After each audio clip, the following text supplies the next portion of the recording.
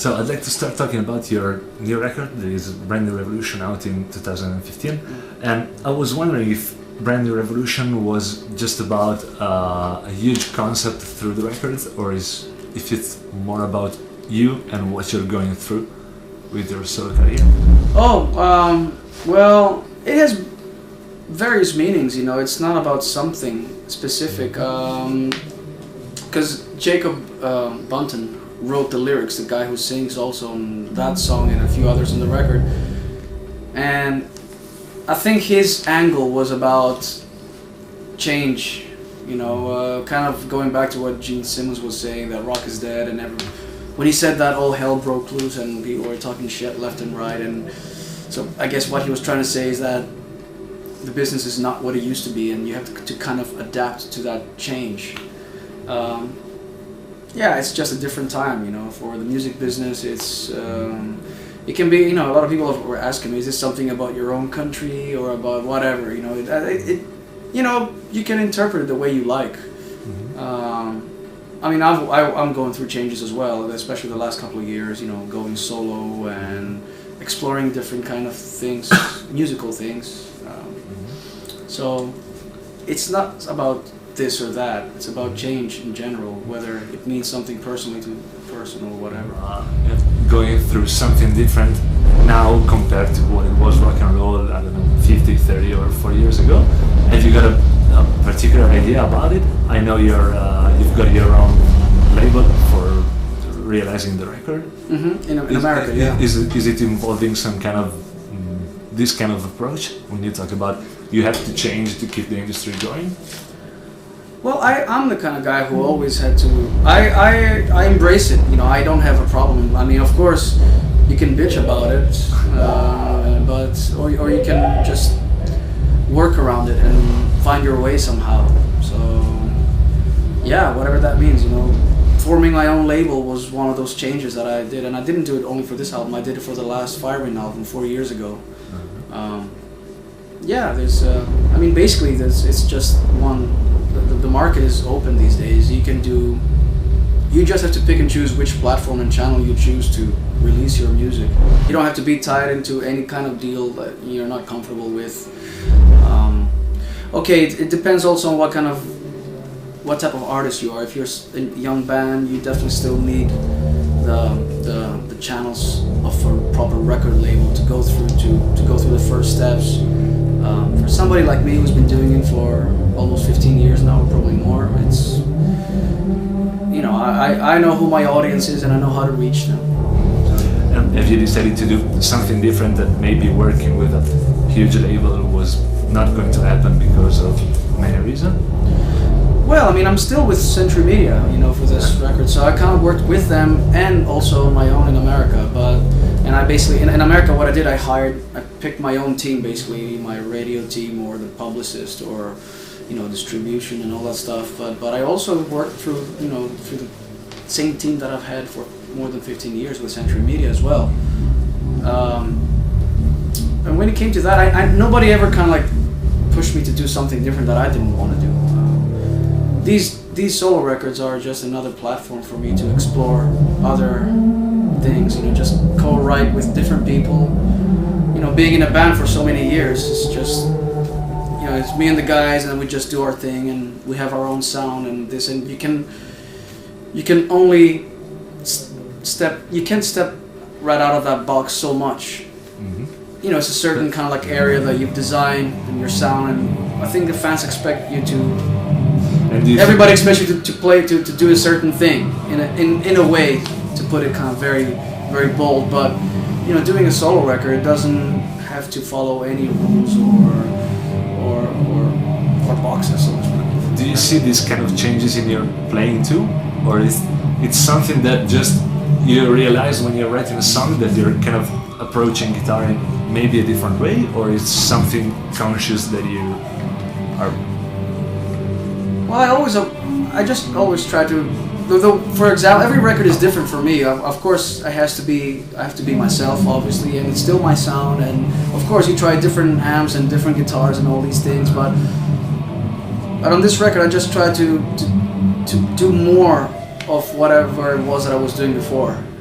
So if it was technical stuff that I was playing, I'd try to play stuff that I didn't do before and try to expand on that a little bit. And if it was more melodic stuff, I'd try to evolve in that as well. Because I know you left Berkeley school when you were... Well, that was like almost 20 years ago. 18 years old. So I think that, how does this kind of, is it a self-taught approach? No, I had formal training way before Berkeley. I went to a conservatory in Greece where I grew up. So when I went to Berkeley, I already knew theory, harmony. I knew chords, scales, everything. I mean, all the basic stuff that somebody needs to know. But when we're talking about learning process, I don't think it's something that stops. You keep constantly moving and keep learning. For me, that's what's beautiful about music. Is that you can learn. There's like so much knowledge out there. And did the collaboration with Ozzy Osbourne kind of play the part in this kind Absolutely. of things? Because if I think about Randy Rhoads, I think about this super fast legato stuff. If I think about Zaquile, I think about squealing or the huge vibrato. Is there something that you kind of realize that, I don't know, it's left some kind of thing in your way of playing guitar after dealing with Ozzy and this material? It's hard for me to dissect my playing and say, oh, this is what I do with this or that, and I really don't know what, if you're probably talking about trademarks here, so I don't know what my trademark would be. I'm influenced by so many guitar players, and a lot of people tell me it's about the melodic approach that I have and all that, and obviously I'm European, so that maybe has to do with it, a little bit with the background, and so obviously being a part of Ozzy's band, it was just a big change for me. It was a wonderful change, and it just made me want to be 10 times better the guitar player that I was before, and I practiced real hard. I wanted to, I felt that I had a lot of stuff to improve, and I wanted to do good, even though it was a scary position, but it was I embraced it with a lot of love and respect. You're one of the youngest guitar player that is still playing and makes you feel some kind of classic rock approach. I think that's probably, kind of speaking about things like that, or you think of that guy for a specific guy and you're thinking about a sound, so I guess I have my classic rock background and traditional heavy metal guitar players in the 70s and 80s that I like, and at the same time I have maybe a more modern approach, so I'm trying to marry the two. I think that was always kind of the way that I was going in the earlier days of Fire with another band. And when it comes to your gear, your rig, you've got this rock and roll attitude. I mean, I just plug the cable and play, or there's some kind of geeky aspect somewhere? No, it's very simple actually. I have all the stuff that I need basically on my amp and on my guitar. You can take away my pedal board, and it only has 3 pedals on there, but you can take that away, and the sound is still there. And a lot of people think that they ask me if I use a lot of stuff to enhance my sound, but it's just the amp. And you just need a great guitar, great pickups, and a great amp. I think that's the secret weapon. And of course, the sound is in your hands. But if you have good weapons, that's where your tone comes from. And I know that your amp is 200. Yeah. Is there a particular reason behind it? Is for having more? I started using the 200 watt, the Series 1200 in the studio when I was doing the Scream record with Ozzy, and we just thought it sounded so good in the studio, and we took it on the road, and that's all I've played ever since. And then the next step was to create a signature model out of that, and we just basically redesigned the circuit and made it a bit tighter. You've got a knob to kind of decide how many watts are you going to use? That's the technology that Blackstar came up with. It's called the DPR technology, which basically drives the power ramp harder. So you can choose, like if you're playing a 200 watt head, you can go down to 20 watts or all the way up to 200 watts. And what that does is it kind of makes the sound tighter, or it opens it up more, which is a great feature. And you use it when you play live or in the studio? Yes, of course, yeah. I used to play everything up to 10, but now I'm kind of experimenting with it.